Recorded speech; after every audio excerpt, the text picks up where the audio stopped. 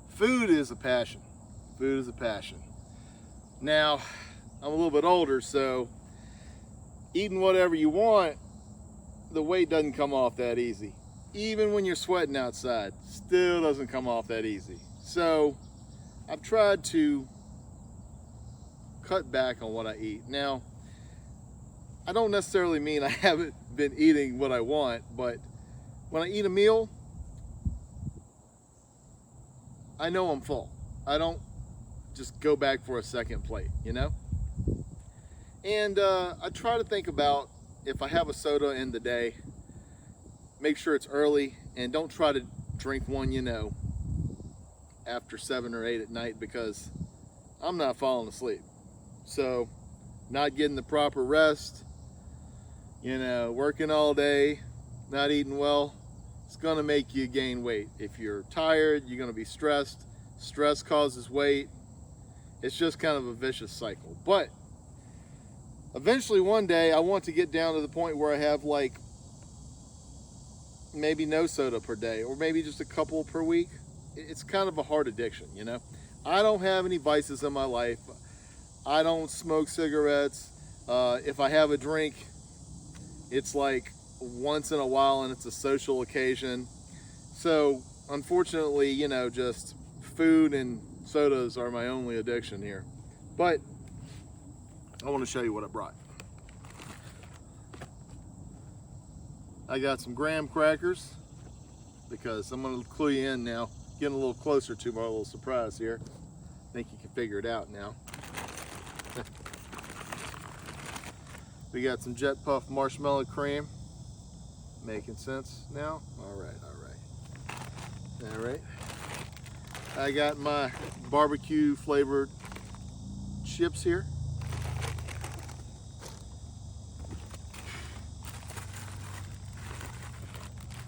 Got some saltine crackers, Nabisco only.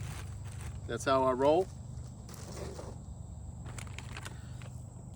I got some little roasted garlic mashed potatoes. Just add some water and you're good to go. Ooh. Now, if you haven't had these in your life, you're missing out. Let me tell you something. I've had rolled gold, Hanover pretzels, but these dots, they are good. And this specific flavor is my favorite, honey mustard. If you get a big old bag, you're gonna have to control yourself, because you'll eat half that thing before you know it, and you're gonna have a bellyache. No joke. So, tomorrow morning, maybe I'll have some of this oatmeal. I got apples and cinnamon. It's from Quaker. Very good stuff. Simple. And I got this time 3 freeze-dried meals. I got 2 for today if I need to eat that much, and I got 1 as a breakfast for tomorrow. I've got Backpackers Pantry fettuccine alfredo with chicken. I've got Mountain House Adventure Meals. I got chili mac with beef. Hell yeah. And for tomorrow morning, I got Peak Refuel breakfast skillet. We got eggs, sausage, potatoes, and peppers. That's gonna hit the spot. And if I get hungry, I was thinking about eating this little light tuna here. Now, that's why I brought the crackers. Sticking on that, and I did buy some mayonnaise. I meant to get some from my house. Please forgive me for this. So, I eat Duke's mayonnaise. Duke's, okay? I'm a little bit bougie when it comes to some of the brands that I eat and drink. Now, when it comes to ketchup, I want Heinz. When it comes to mustard, I want French's. And when it comes to mayonnaise, I want Duke's. But I'd already left the house, realized I forgot to get some, stopped at a convenience store, and they had Kraft. Don't shoot me. I know. It's blasphemy, right? You know, it's a sin here. I'm supposed to be eating that Duke's, but if I want this tuna, that's what's up. Ooh. And I got some pecans. That's right, pecans, not pecans. You heard it from me. It's pronounced pecans. You know what? I got a little story for you. This is a little bit of middle school humor here, but that was some of the best stuff back in the day, wasn't it? No crazier, goofier jokes and things happened than when you were a middle schooler. You know, the nicknames you had, the funny incidents that happened to you, and of course, the summer camps. The summer camps, man. Good stuff. So, I had a friend growing up, real smart guy. He was about 2 grades above me. He was part of the little neighborhood group of friends I had. And this man loved the grocery store delicacy known as the Pecan spin wheel. I think that's made by Little Debbie. Little Debbie, wow. She makes good stuff. Anyway, he loved the Pecan spin wheel. He ate them all the time, okay? Every time we went to hang out, that was the pastry he had on the side for a little snack, okay? So we did a lot of sleepovers, you know, at each other's houses and stuff. And I swear to God, guys, this man had been eating so many that day. While we were hanging out, he ripped a big juicy one. And it didn't stink, guys. It did not stink. It smelled like straight cinnamon.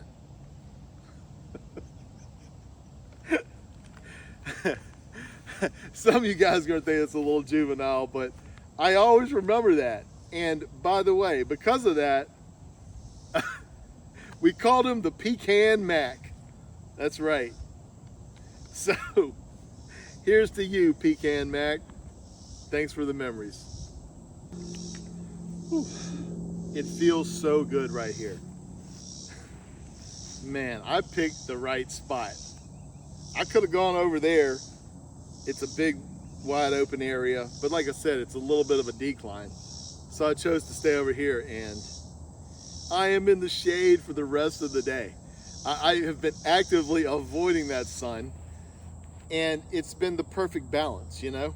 It's nice and sunny, and it's in the 80s, but this shade makes it bearable. And there's humidity too, but it has not rained for at least 2 days. Thank goodness. I really wanted to talk to you about this trip here. Now, we all have stresses in our lives, and the reason is they're too complicated. We're doing too much to have the things that we want. Sometimes you work so hard to try to get the American dream, and you know, you achieve a lot of things. You get a nice house, you get married to a great wife. I know I did. You have kids. I have 3 of them. And you know, just life's stresses really work on a man or woman, you know. They really do. And sometimes it's important to get away and have some personal me time. Okay? So you've overcomplicated your life, you know, not necessarily with the family, but you working to try to keep all that up, you know? You know, you work really hard to keep your family safe, you know. You want to put them in good schools. You want to live in a good area. But you know, what you have to do to get there is really tough. You have to put in the long hours, you know, you have to put in the overtime. You have to put up with a lot of frustrating things at work. And this camping trip reminds me of a transcendentalist writer. His name was Henry David Thoreau. He says, our lives are being frittered away. Simplify, simplify. I always remember that quote. I believe I learned it in high school. And it makes so much sense. So much sense. You're always worried about things that really, in the grand scheme of things, don't matter. In fact, one day you won't be here. Everyone you know won't be here. And the things that you have done will be forgotten.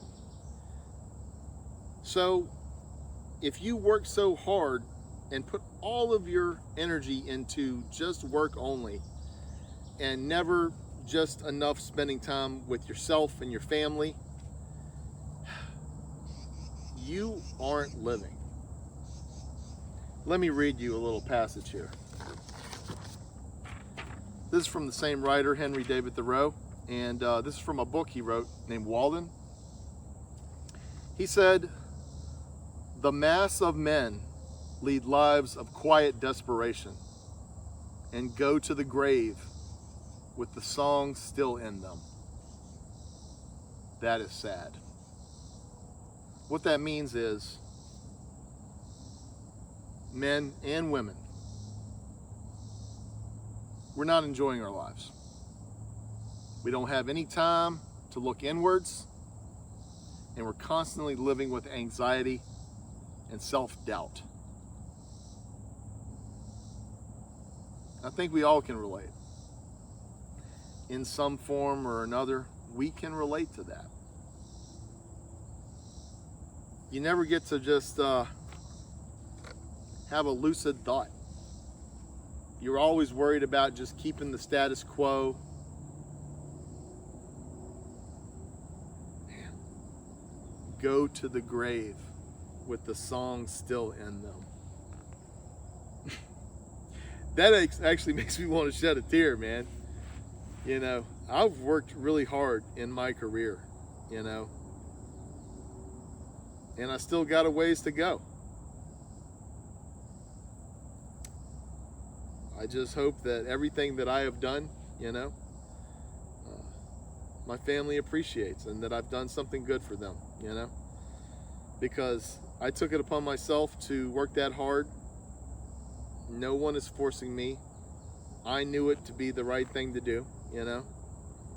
Life is fleeting. Tomorrow is not promised. Everyone dies, but not everyone lives.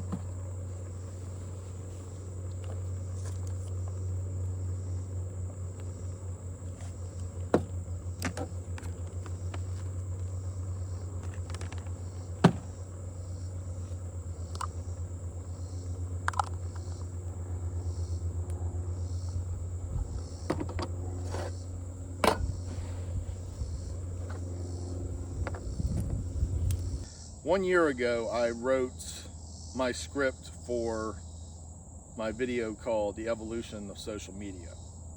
That was my first video that I just posted recently. And I wrote it, and I actually tried to film it myself before, and it just didn't turn out the way I wanted it to. I didn't like the way I looked on camera. I didn't like the way I sounded. And so I decided to put the project on hold for a while. That is until just a couple weeks ago. And the reason is because of my nephew, Vasset. And I know that I've mentioned him a lot so far on the trip, but I'm really close with him. I consider him one of my closest friends. And actually, he has his own channel. It's called Outdoors with V. One word, Outdoors with V. He is strictly a solo camping adventure channel. He likes to do videos about gear, and also just likes to go to mountainous regions, farmland.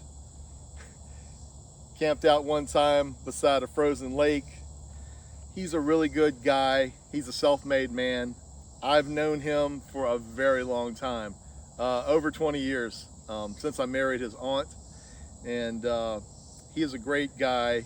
We have a lot of stuff in common, mainly our sense of humor, but we love sports and everything you can think of. And we are both foodies. We love eating great food. He's quite the cook himself. So mid-June, he generously allowed me to join him on a camping trip where we went to the Allegheny Mountains in northwestern Virginia and had a great camp out together. And while we were on that trip, we were both kind of like feeding off of each other, as far as the content goes, and it made for a great video. I'll post that below too, and you can check it out. I just want to say, Vasset, thank you, man. Thank you for the encouragement. Thank you for the inspiration. And man, thank you for just being such a good friend. Because I needed an outlet in my life, Like I said, all that stuff before about Henry David Thoreau and, wanting to do something for myself, and this is it. I love what I'm doing, this is my first camping trip that I'm doing on the channel, but I'm gonna be kind of a variety YouTuber at the moment, and I'm just happy to be out here and doing what I love.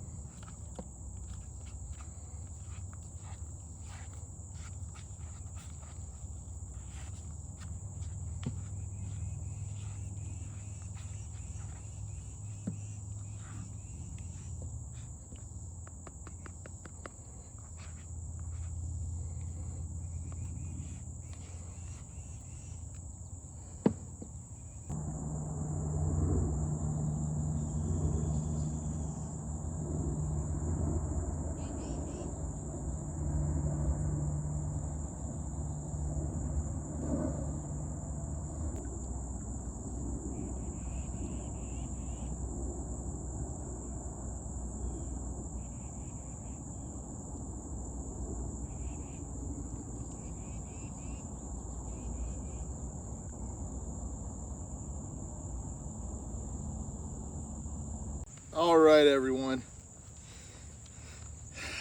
Again, I'm so at peace today. Some may say nirvana, but maybe that's a little too deep. This is definitely therapeutic being out here. I have felt so carefree, and now that the temperature has gone down a little bit, it's easier to breathe. But let me get to why we're here. Right now, I'm about to fuel up myself with two things here. I got some Idahoan roasted garlic mashed potatoes, and I got the chili mac with beef from Mountain House. Now, honestly, this is the first time I've had either one, but I'm a fan of this type of food. So, I'm ready to dig in. I don't know if you've ever heard this expression, but let me tell you, it's true. The way to a man's heart is through his stomach. Gosh, food really unites people. It brings people together because it's a basic need. And the better it is, the more they will congregate and go for it. My grandfather really believed in keeping the family close. So much so that he took a family reunion tradition that happened annually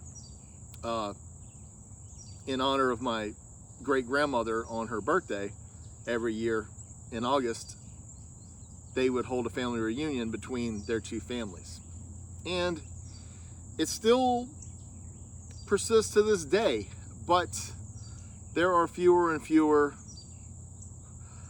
of the old ones around, and it may be coming to a close soon. But I will say this: if you want to bring people together and you want to feed people, that's the best way to do it. A lot of people don't know who their family is, and it's not always because of someone not wanting to show up, but just because of circumstance with where people live, how busy people are. My great aunt, she really wants to keep the tradition alive as long as she can, but she thinks that this may be the last year she's going to do it. And she always told me after my grandfather died that she wanted me to keep it going, and continue to come to it, and that we should all know each other. But the truth is, so many people, exponentiated, I could say, just kept growing up. You had branches of branches of branches of people that, just by default, they're not going to know who each other is, because they don't all live in the same county or the same town. A lot of people live in far off counties in Virginia, or they may live in other states, some of them. But family is really important. Family's not always easy. I can tell you that right now, You're going to have some family members you like a lot more than other ones, but blood is generally thicker than water. Now, of course, you can have some really close friends, and some people do consider friends as family. And, it makes sense.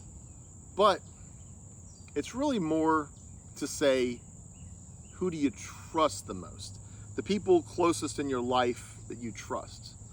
Eating together brings folks together, and I am ready to eat. So I'm gonna check out a couple mashed potatoes real quick. I already had a little bit. I cheated.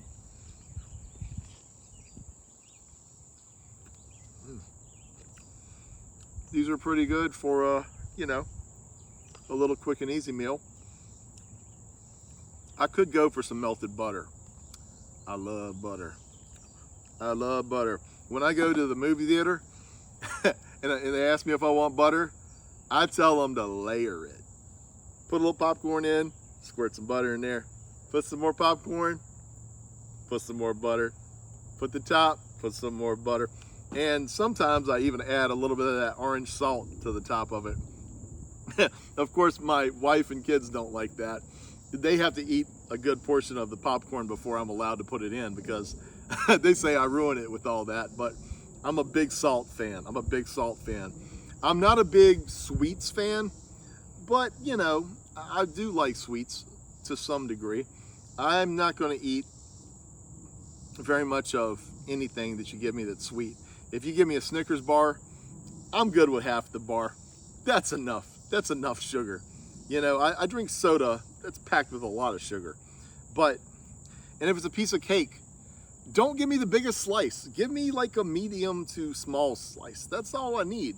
There is so much sugar packed into that little part. You know, that's enough. That's enough to keep you wired and probably give you a stomach ache. All right, now let's check out this Mountain House Adventure Meals. All right, see that there? We got chili mac and beef. Hopefully this little macaroni is softened up by now.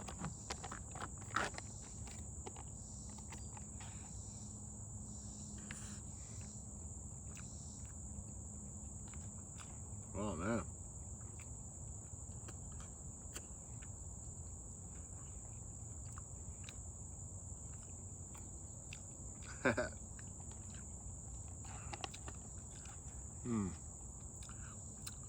I am happy.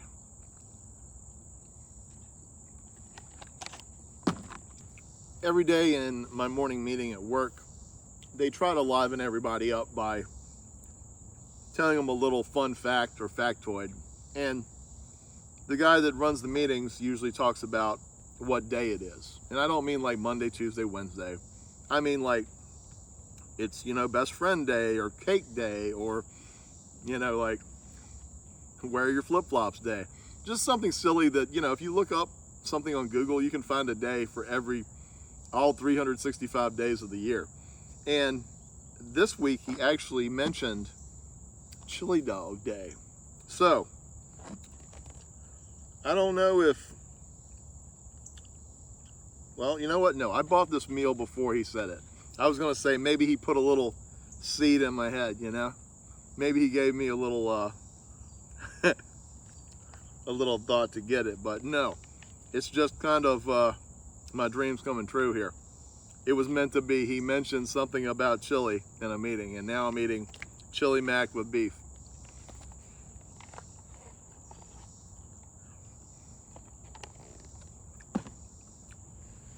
Well, guys, I'm gonna finish this meal and then I will bring y'all back. Look at that bastard. He was crawling up my leg. Son of a bee. Guys, I'm not playing around. I'm gonna put some bug spray on. I did not like seeing that tick. I haven't had a tick crawl on me in a very long time.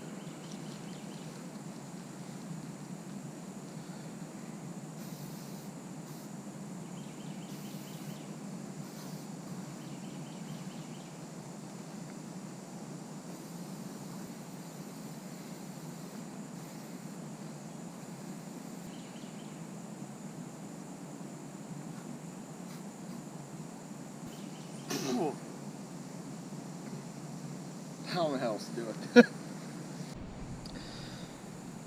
Yeah, guys, I was just sitting here eating some food and felt something crawling up my leg. Looked in my leg hair here.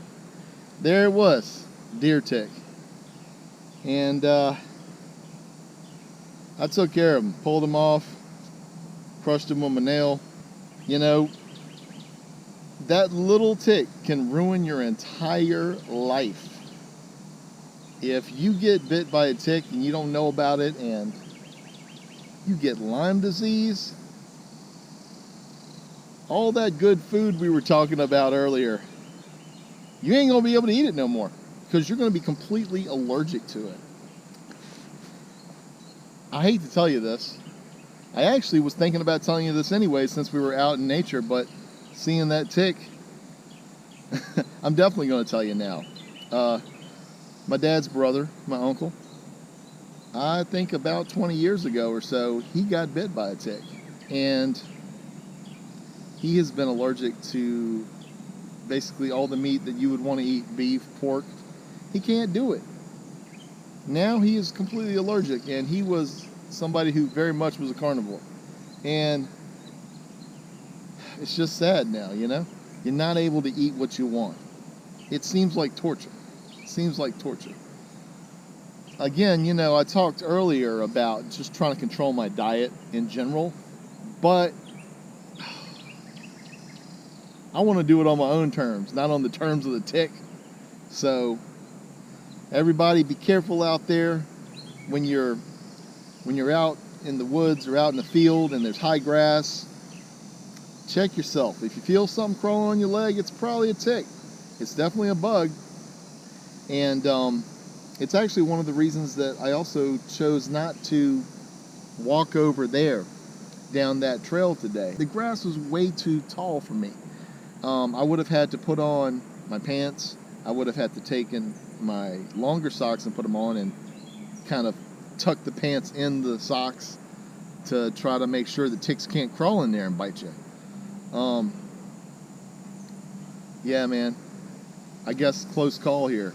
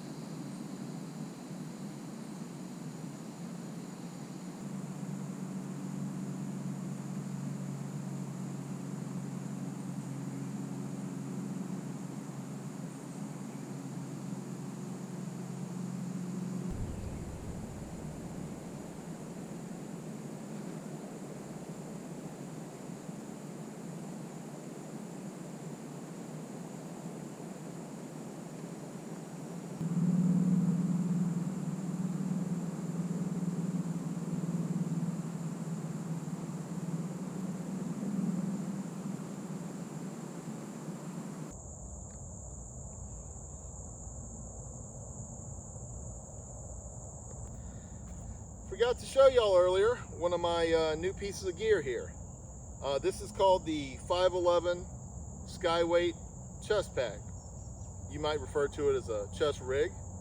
It's a very, very important piece of equipment you can carry out here when you're exploring the woods or just making a walk. You can carry lots of stuff in it, okay? You can carry your water bottle, you can put in your wallet and keys and phone, maybe some tissues, some first aid stuff, some medicine. And in the back compartment, you put your EDC. That stands for everyday carry. That's my protection. Now, when that's in there, it is secured very safe.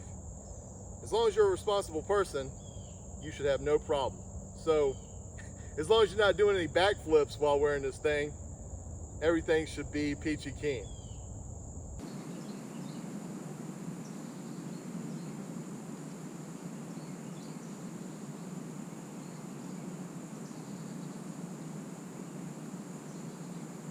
All right, everyone, we're over here at the fire pit.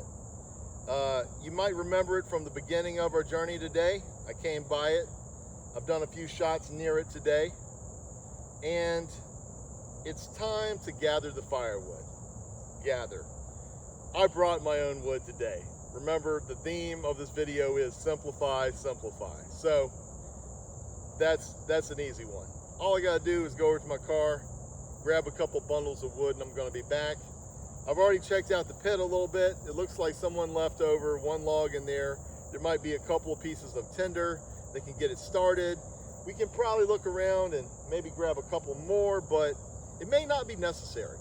And I'm not gonna start the fire just yet. I want the sun to go down a lot more. I want it to be a nice ambiance when I'm sitting there in my camping chair talking to you guys around the fire. Camping is with tents, It's outside, but this is the hallmark of camping, a campfire. You cook over a campfire, you make s'mores over a campfire, you make hot dogs and hamburgers. Hey, you can even wrap up an ear of corn and put it in the coals and cook it. Good stuff happens around the campfire. Great stories, great times with friends. But today is a solo adventure. Today I'm by myself and I'm taking care of everything. And I love it. I love it. Anyways, guys, see you back here in a second.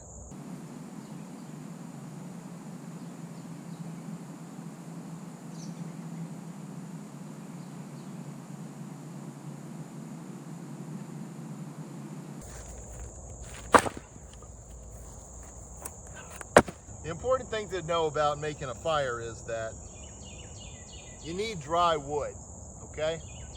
If you don't have dry wood, then it's not gonna burn very well. You don't want that. You want nice dry wood. The wood that I bought is already dried out. And the other way you dry out wood is you get it chopped up and you put it in a shed and let it dry out that way for a while. So today we're gonna make a little teepee pyramid, you know, with the logs here, and get that going and get all the preparation for it. So when it gets a little darker, we'll be good to go.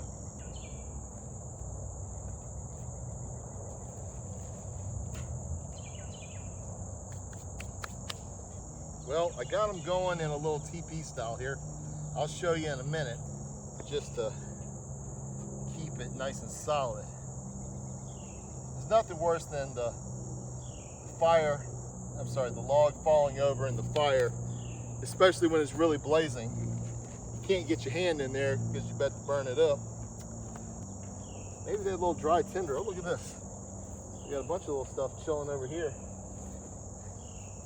Yeah, all around there, man. That's what I'm talking about. Hear that crack? Yeah. That's nice and dry. That's what we need. All right, guys. Y'all like my little teepee there? I left one little side open there because that's where I stuck all the tinder in. But this is what we're going to start with tonight, and I think it's going to be a good one.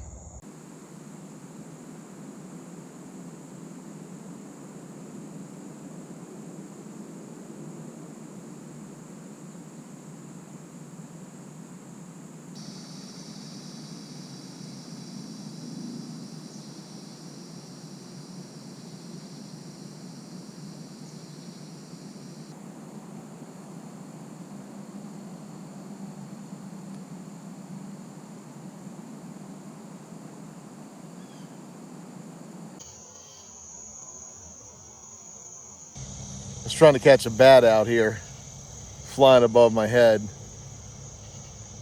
Just kind of going back and forth, dipping in and out of the tree over here.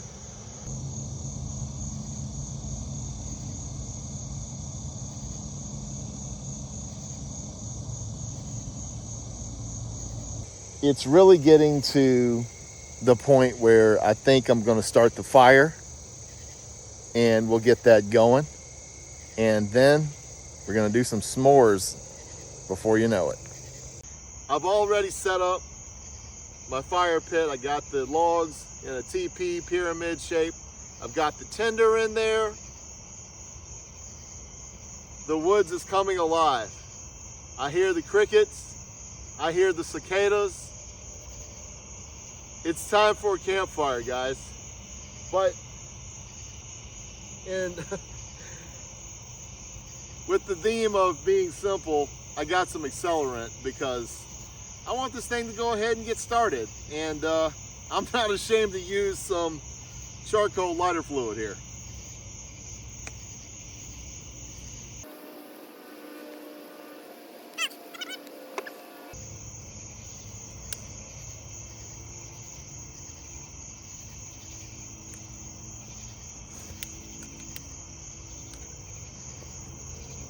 That's what I call beautiful, guys. Woo! Ah!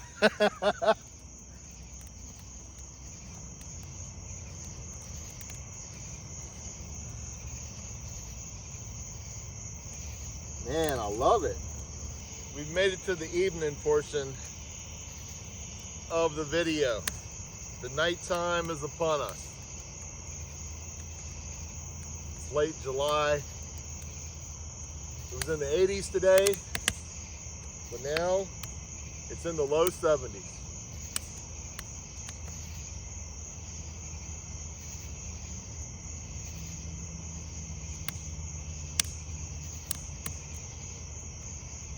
I love the crackle and pop of that wood there. There's something about that that's therapeutic too. Relaxing, comforting. Seeing this smoke going right in my direction. This kind of stuff reminds me of this meme that I've seen where it's like me at a campfire and it's got the guy sitting on one side of the campfire with his eyes closed, tears coming out. He's on the other side with his tears coming down, smoke going right in his eyes. I'm gonna throw a couple other pieces in here. We're just gonna burn what we got, and after that, it's all she wrote.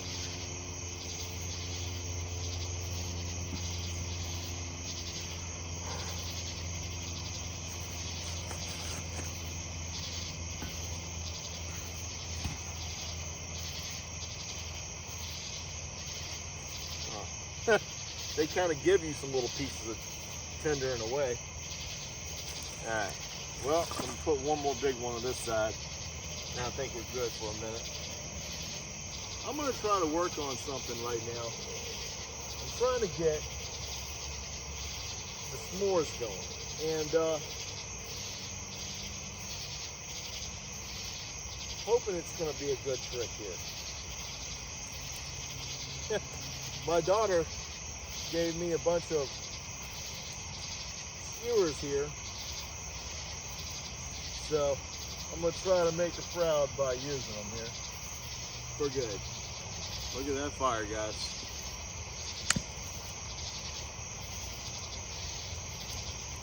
All right, so this is supposed to be a s'mores hack.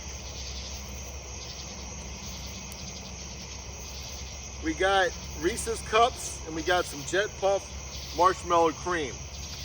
If I do it right, it's gonna work. If not, it's gonna drop in the fire. So hopefully I do it right the first time. Of course, I got the honey made graham crackers for the s'mores.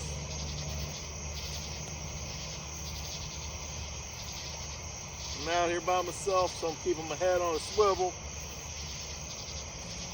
I just need a couple, but I gotta get them ready to go when I pull that thing off the fire here. All right. I know I'm on a time crunch here, so I gotta move quickly.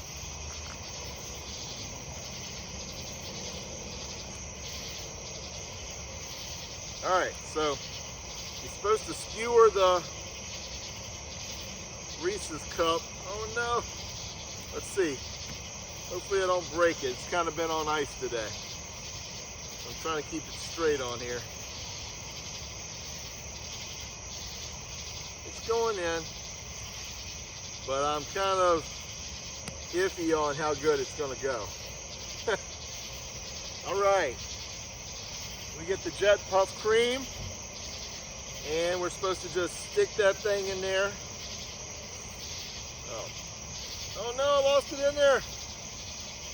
I knew it. I knew this would be crazy.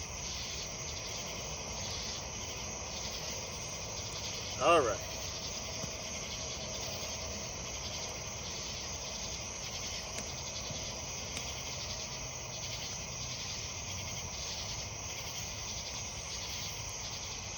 Man.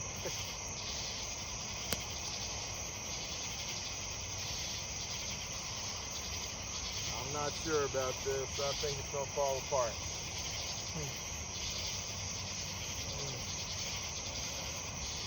All right, we got one more chance. Maybe I'm going to try it a little different.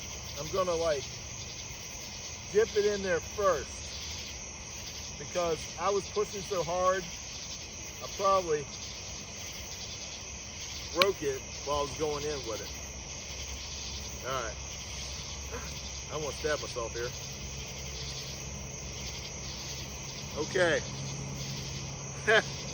We're gonna try. Please don't fall off.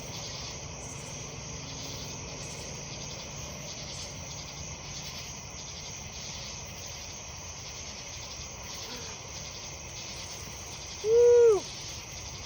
I made it. It's a success. I made it, like, I made that just in time. I pulled that little joner off just in time. All right, it's nice and melty on this graham cracker. Let me get a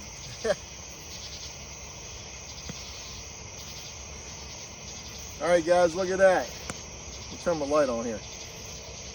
Oh, come on, light. All right, there we go. See that?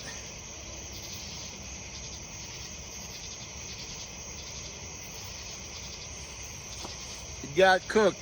We got it cooked. All right, this is for my daughter.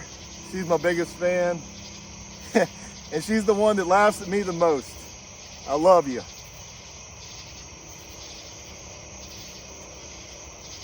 Yo!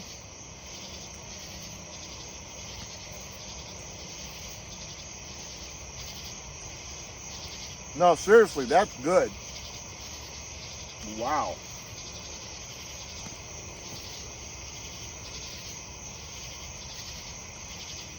I'm gonna get a sugar high here.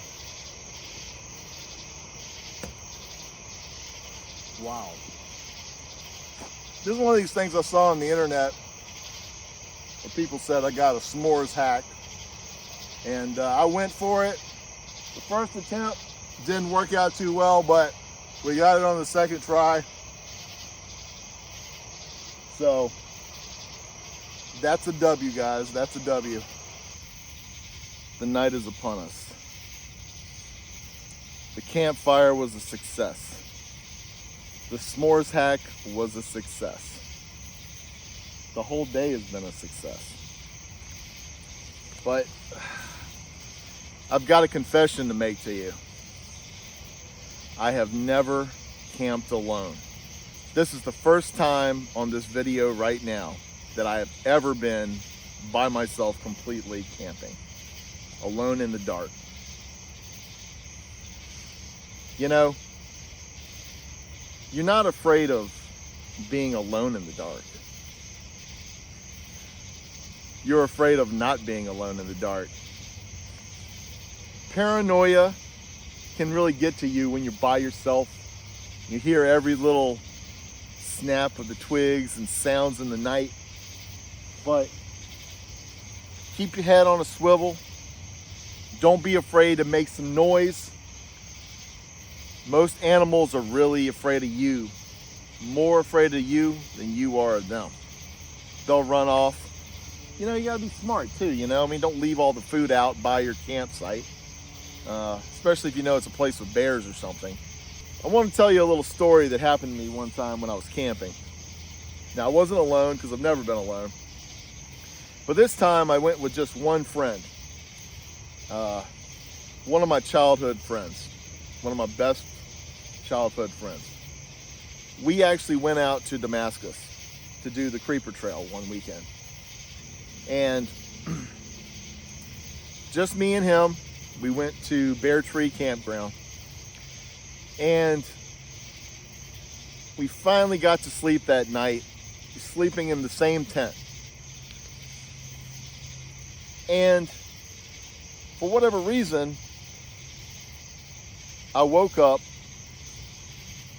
didn't know where I was at. It was really, really dark. I was totally discombobulated, and I just started shouting, "Why is it so dark? Why is it so dark? Why is it so dark?" My friend had to shake me. Brett, it's me. It's me, we're camping.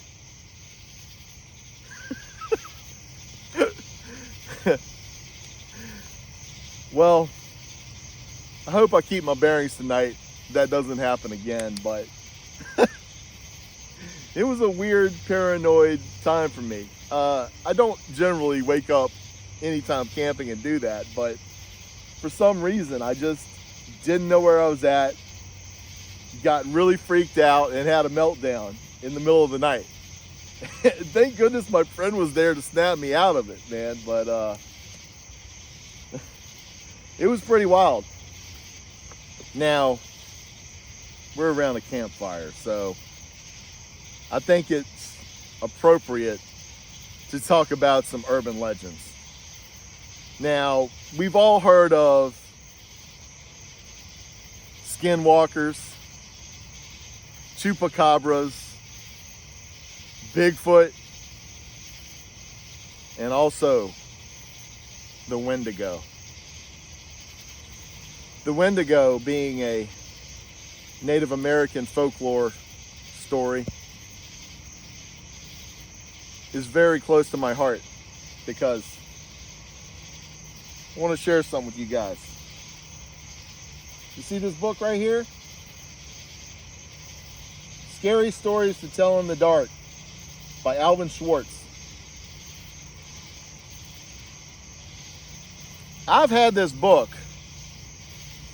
since I was in first grade. I got it at a book fair, and I'm pretty surprised they used to let a book like this go. Now, the stories aren't vulgar, but they are macabre. And the illustrator, whose name is Stephen Gamble, he draws some of the most twisted stuff. Let me find just something. Here's one right here about a woman being terrified in a cemetery.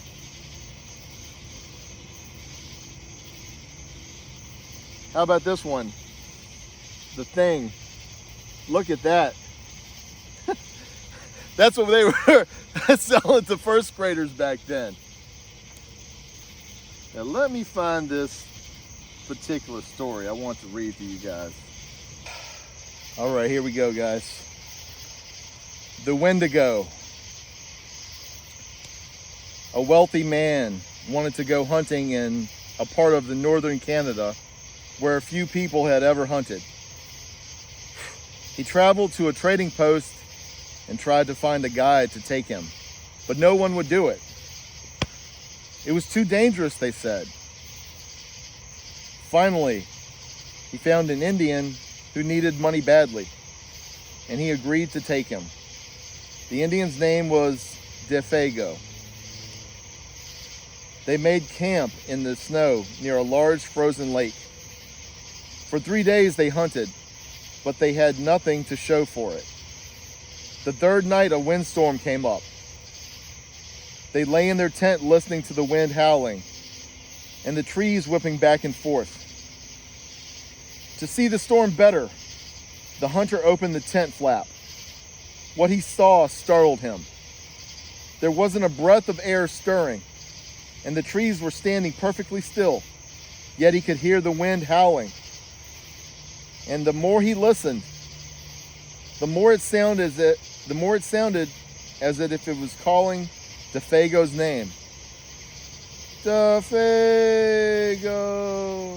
it called. Defago. I must be losing my mind, the hunter thought.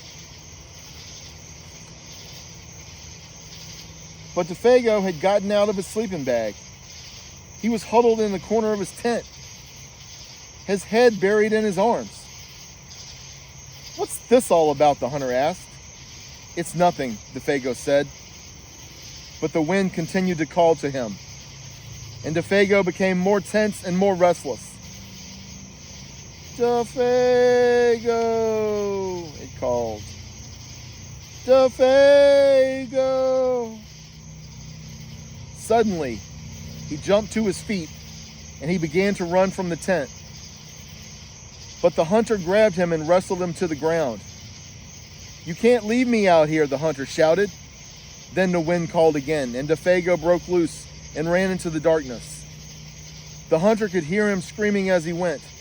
Again and again he cried, "Oh, my fiery feet! My burning feet of fire!" Then his voice faded away and the wind died down. At daybreak, the hunter followed Defago's tracks in the snow.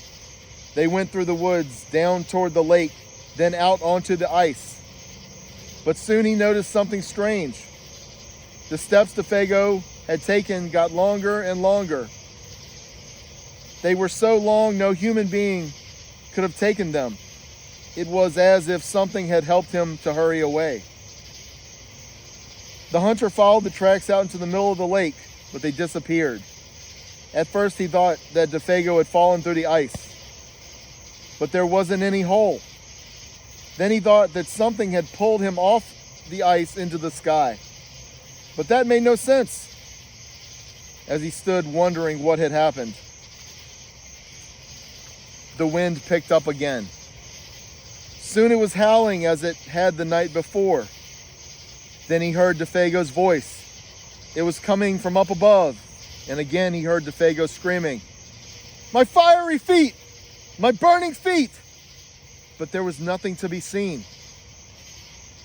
Now the hunter wanted to leave that place as fast as he could. He went back to camp and packed. Then he left some food for Defago and he started out. Weeks later, he reached civilization. The following year, he went back to hunt in that area again. He went to the same trading post to look for a guide. The people there could not explain what had happened to Defago that night, but they had not seen him since then. "Maybe it was the Wendigo," one of them said, and he laughed. "It's supposed to come with the wind. It drags you along at great speed until your feet are burned away, and more of you than that. Then it carries you into the sky and drops you." It's just a crazy story, but that's what some of the Indians say. A few days later, the hunter was at the trading post again. An Indian came in and sat by the fire. He had a blanket. He had a blanket wrapped around him, and he wore his hat so that you couldn't see his face. The hunter thought there was something familiar about him. He walked over and asked, "Are you Defago?" The Indian didn't answer. "Do you know anything about him?" No answer. He began to wonder if something was wrong, if the man needed help, but he couldn't see his face. "Are you all right?" he asked. No answer. To get a look at him, he lifted the Indian's hat. Then he screamed. There was nothing under the hat but a pile of ashes.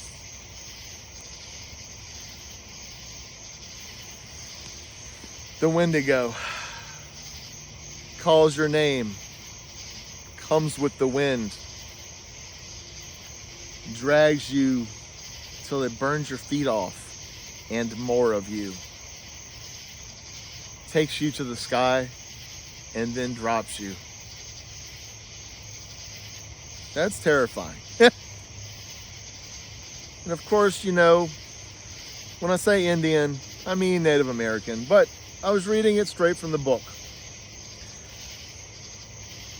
Scariest stories to tell in the dark. Well, they made 3 books. It's a trilogy.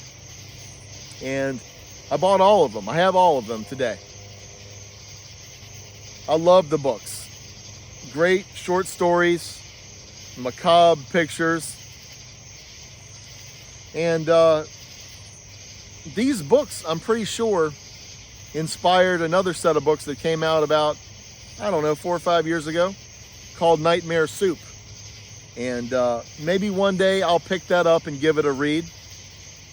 But for now, I love reading the classics. Riders on the storm. Riders on the storm. Into this house we're born. Into this world we're thrown. Like a dog without a bone, an actor out alone. Riders on the storm. There's a killer on the road. His brain is squirming like a toad. Take a long holiday. Let your children play. If you give this man a ride, sweet memory will die. Killer on the road. Yeah! Good evening, everybody. It's been a great day. Thank you for joining me today. I'm in my tent now, and I'm happy. I was only at the campfire for a little brief amount of time tonight, but I got some s'mores in, I got some warmth in, I got to enjoy some ambiance, I got to enjoy all the sounds of the insects here in the forest, I got to see a bat, and now I'm in the tent. Now, earlier today, I said I'm not putting the tent fly on. It's hot, it's fine, it's not gonna rain, but since I've been out here tonight, there is a lot of moisture in the grass. There's water on everything. Everything is sweating because there's still a lot of humidity in the air. Now, because of that, I decided to put on the tent fly. But let me tell you, it was not easy. I had to do it in the dark, and when I pulled that thing out, all those little draw lines where you can pull it out, they were raveled up in a rat's nest. So I had my two little lanterns. There's one of them on, and I had another one of them on, and I had my headlamp on, and I was out here untangling it. But I'm glad I did, because I feel safer.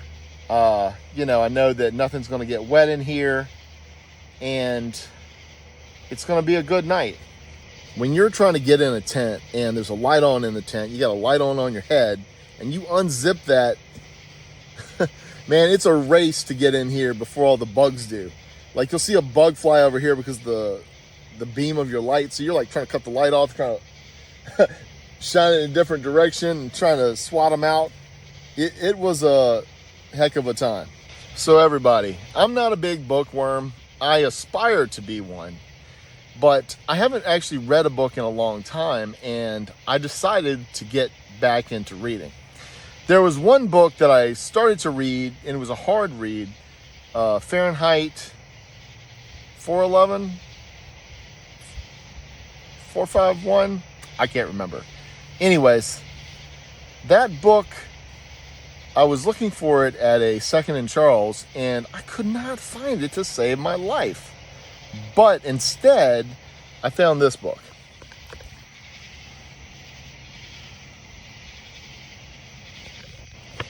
That's A Clockwork Orange. That is by Anthony Burgess. I have never read that book, but I have seen the movie. And the movie's great. The movie is a Stanley Kubrick movie, so I'm a big fan of his work. You know, he's directed movies like The Shining and Full Metal Jacket, stuff like that. So, of course, I was talking to my friend about this, my friend who lives on the lake. Now, he said that he read the book before he saw the movie, so he was disappointed. Now, if you are an avid book reader, you know what I'm talking about. The movie is small compared to the depth of a book, okay? A movie can only do so much.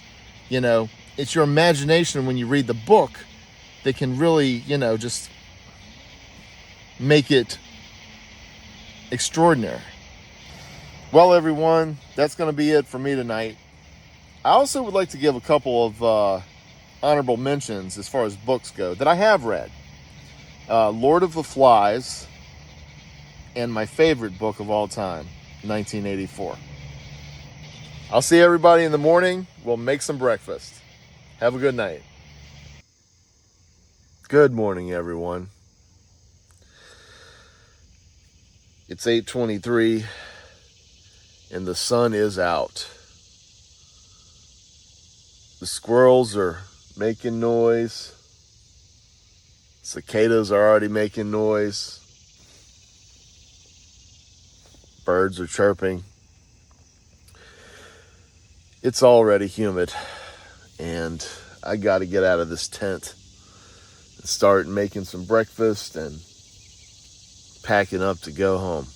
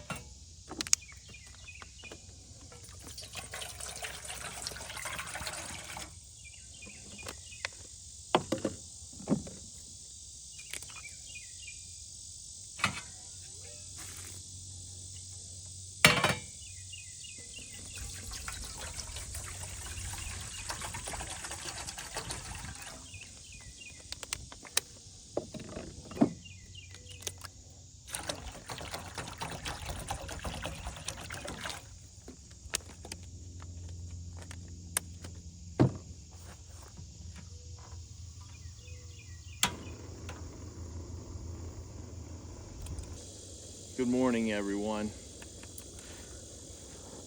We are down to a bare bones camp now.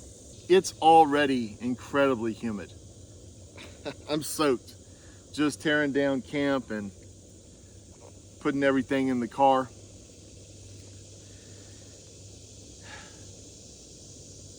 I'm still at peace right now. And I know that this trip is almost over.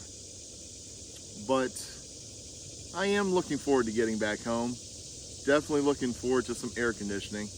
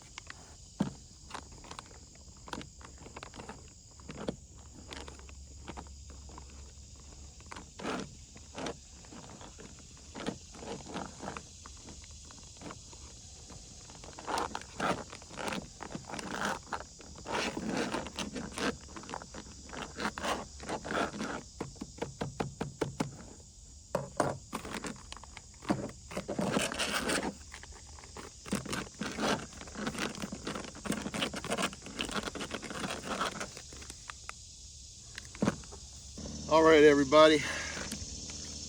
I packed up that breakfast skillet. It smelled so good when I poured the water in and stirred it up. So I wanted to take this time to recognize another family member of mine that has really turned out to be an incredible guy. And you know, he comes from a long line of great guys. He is Vasette's younger brother. His name is Rathana. So, my nephew Rathana, he's a full-time employee. He's a hard worker. He's a thoughtful guy. He is a generous guy. And he is a selfless guy. He puts others before himself when he knows the need is there. When I first moved into my current house that I'm in, and I think when I was still at the last one, I had some needs to have my kids picked up from school. Maybe they got off the bus before I got home. And he lived close by, came over, babysat them, or picked them up from school, or took them to an event when I needed to. He never complained once. I mean, he's just a lifesaver. And I just want to tell you today, Rathana, thank you, man. You've been an incredible family member, you know. I love you, man. And the story I wanted to tell you about him was actually when he was a youth, a younger guy. I guess he was about 13 or 14 years old. Maybe, no. Maybe he was only about 12. We had gone on another trip to the Creeper Trail. This is one of my favorite places to go biking out in the mountains. And we had stayed out at a roadside campsite with his older brother, Vasette, and my cousin. And at the time, we were actually all really into this show 24 with Kiefer Sutherland. We thought that was the best thing on earth. And so much so that I got excited enough to write my own script and us to do a 1-hour version of it ourselves. And we did a couple scenes there while we were at the campsite. A really funny one where my cousin gets burned with a poker. And I'm like, I say some little goofy line like, hope you're ready for fire, camp boy. Or hope you like fire, camp boy. It's something stupid I just came up with on the fly. And that night, we were trying to tell that guy, hey man, you need to drink more water. You're gonna get dehydrated. You cannot just drink sodas. And this man proceeds to drink like a 12-pack of grape soda. He was wired. I could not stop this guy. I'm like, please drink water. But anyways, in honor of him, I went out to the store before I came here and I got this crushed grape soda. So thank you for all the help, Rathana, and thanks for the memories, man. Okay, everybody. It is finally time to dig into this breakfast. This thing is hot. And I don't know if you noticed, but in the little video where I was boiling the water and pouring it in there, when I went to tear this thing, it was teeming over the zip line here. Usually the stuff is a little bit further down, but they put a lot in here. So it kind of spilled a little bit out while I was doing it, and I couldn't even rip it because it was in the way of the food there, you know? All right, look at that. I don't know if everybody can tell that, but oh, that's steaming. Oh man, that smells good. Wow. Awesome.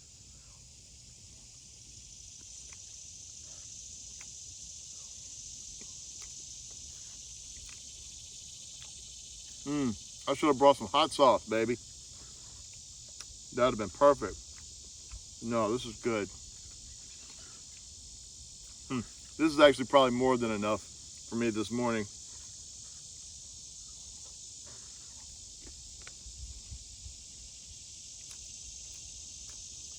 You know, I brought a lot of food. I brought a lot of food and snacks with me on this trip, but I didn't eat half of them really.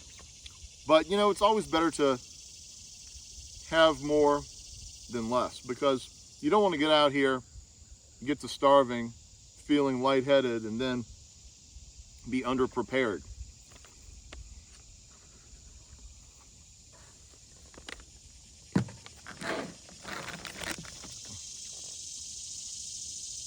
I've always kind of been like this wherever I go.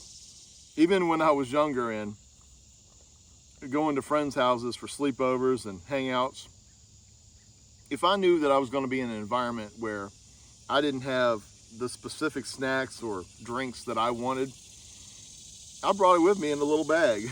I'd load up a little plastic bag full of the stuff that I wanted, brought it right to their house, and I was always content. Hey everybody, this has proved to be quite the meal. I actually don't think I can finish it all. I'm still working on it a little bit. Might have to take some with me to go, but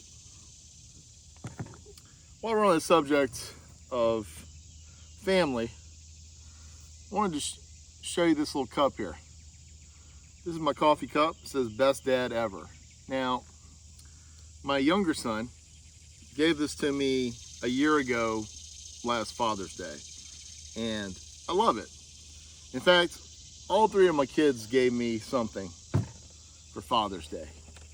And I want you to know I'm not singling out any of my kids when I talk about what they've done for me or how I feel about them. Because when people ask me, who's your favorite kid? I always tell them this: they annoy me equally. But my younger son, he's a thoughtful guy. He's always helping out, you know, just kind of like Rathana.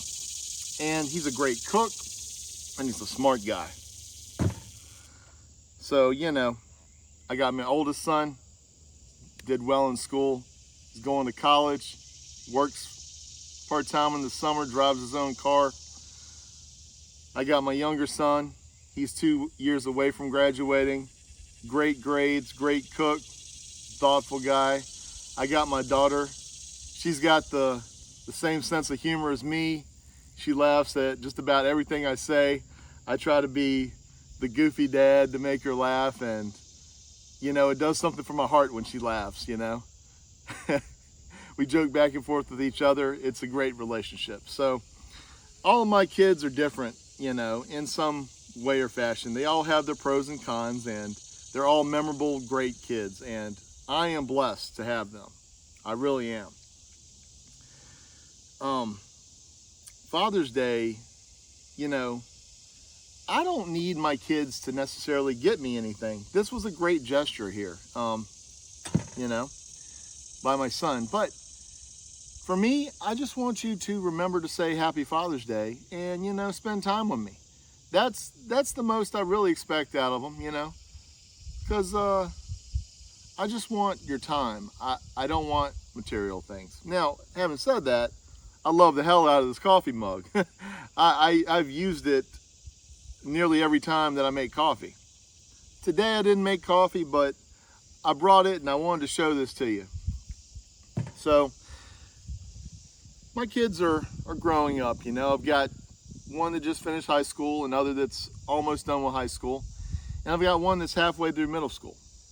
So a lot of people ask me, especially when the one just graduated now, do you feel old now? And the answer is no, because I'm a busy guy. I'm still going to work. I'm not just sitting here and letting life pass me by. Well, so to speak, I'm working hard and I don't always get to go out and do everything all the time, so when I get a chance to do something like this, I'm really happy. When I get to go on a vacation with my family, I'm happy.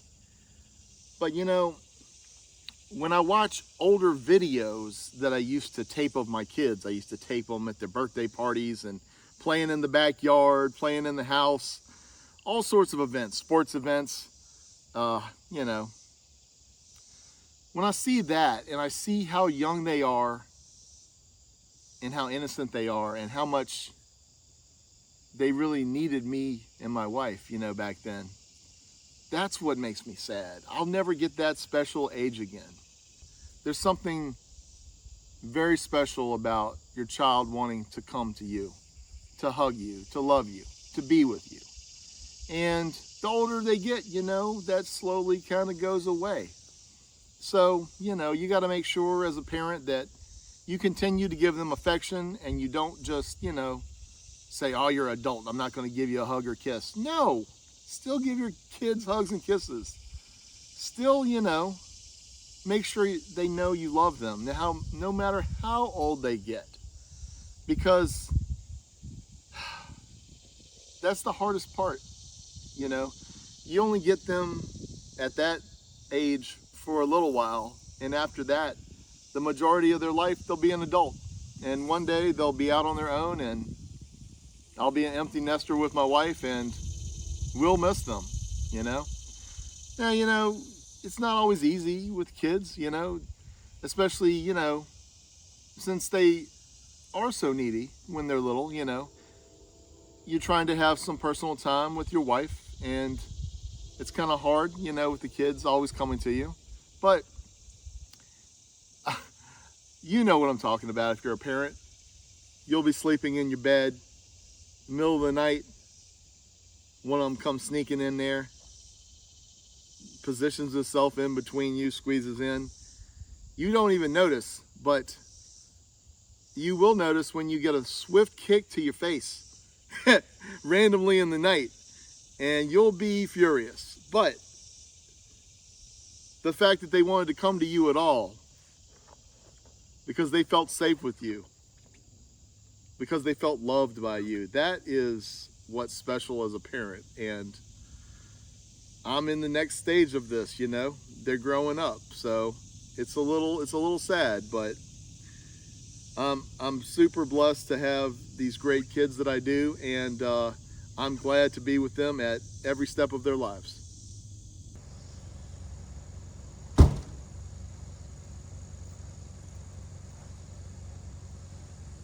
I want to say thanks to everybody joining me today.